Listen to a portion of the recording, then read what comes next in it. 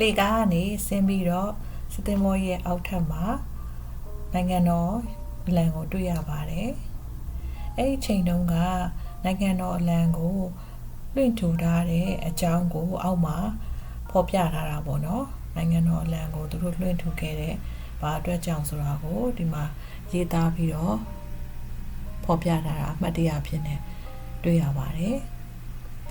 ဆက်ပြီးတော့ကြည့်အောင်ရှင်ဒီဘက်ခန်းလေးတွေဒီလမ်းတစ်လျှောက်ကိုအရင်ကြည့်လိုက်မယ်နော်ဒီမှာကနောက်တစ်ခန်းတွေ့ရတယ်ဒီဘက်မှာလည်းလှေကားတစ်ခုရှိတယ်ဟိုဘက်ကနေပြီးတော့လည်းဆင်းလို့ရတယ်ဒီဘက်ကလည်းဆင်းလို့ရတယ်နော်ဒီလှေကားဆင်းချင်းမှာစတွေ့ရတာတော့သူတို့စစ်သားတွေရဲ့အိတ်ခမ်းဆောင်လေးကိုတွေ့ရတယ်ဆက်သွားကြည့်မယ်နော်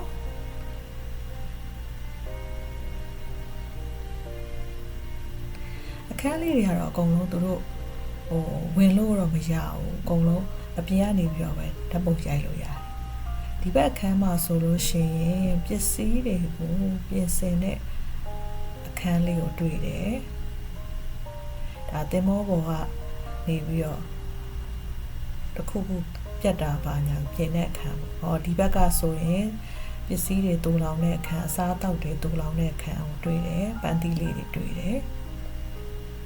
ဒီမှာဆိုလို့ရှိရင် menu လေးတွေ့တဲ့အတွက်ဒါက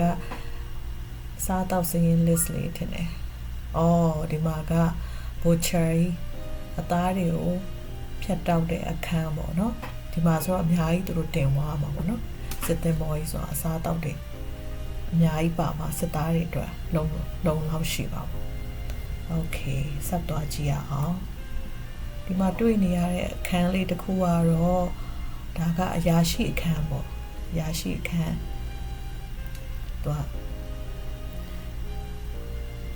ဒီဘက်နဲ့လည်းနီးတယ်ဒီဘက်ကကျတော့အစားအသောက်တွေပြင်ဆင်ချက်ပြုတ်တဲ့ဝုတ်ခွက်ပကံတွေတွေ့တယ်ဒါ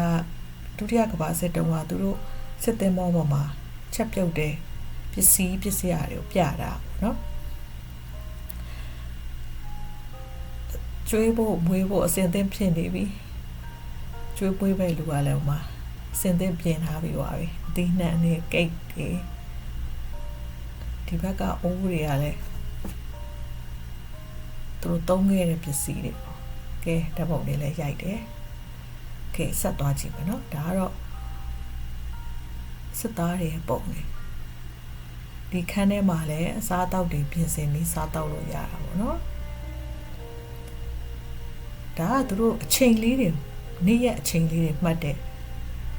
ဟာလေဒီမှာဆိုတော့အဲထဲမှာတယောက်တွေ့ရတယ်အခန်းထဲမှာ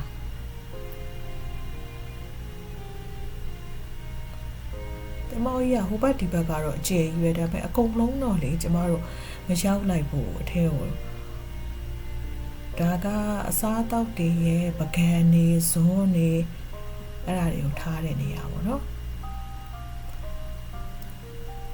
USS Alabama တဲ့ဒီခန်းမှာကကြတော့ရုပ်ရှင်တွေမှာတွေ့ဘူးတယ်လေစစ်သားတွေဝတ်တဲ့ jacket နော် jacket ကြီးတွေ့တယ် leather jacket ကြီးတွေ့တယ်ဒီဘက်မှာကြတော့သူတို့အဲ့တုန်းကစစ်သားတွေဝတ်တဲ့ uniform တွေပေါ့နော်စစ်အင်ကြီးသင်္ဘောသားတွေဝတ်တဲ့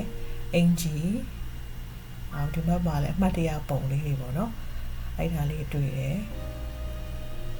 ဒီမှာလည်းသင်္ဘောသားတွေဝတ်တဲ့အင်ကြီး uniform တွေတွေ့တယ်ဒီဘက်ကကျတော့အမှတ်တရပစ္စည်းလေးတွေပေါ့နော်သင်္ဘောပစ္စည်းလေးတွေနောက်ပြီးတော့ရရတဲ့စုတစိမ့်လေးတွေကိုပြထားတယ်ဒီလိုမျိုးတွေပြထားတော့နောက်လာနောက်သားတွေလည်း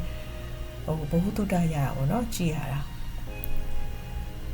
ဒါကတော့ USS Battleship Memorial Park မှာရှိတဲ့US စစ်သင်္ဘောကြီးပေါ့နော်အဲ့ပေါ်ရောက်နေတာပါဒါသင်္ဘောရဲ့ပြင်ဆင်တဲ့ချက်ပြုတ်တဲ့အပိုင်းပေါ့နော်ပြင်ဆင်ချက်ပြုတ်တဲ့နေရာကဲဒီဘက်ကိုဆက်ကြည့်သွားမယ်ဒါအပူပေးတဲ့နေရာထင်တယ်အစားအသောက်တွေအပူပေးတဲ့နေရာကဲ1942တဲ့1942ဆိုတာ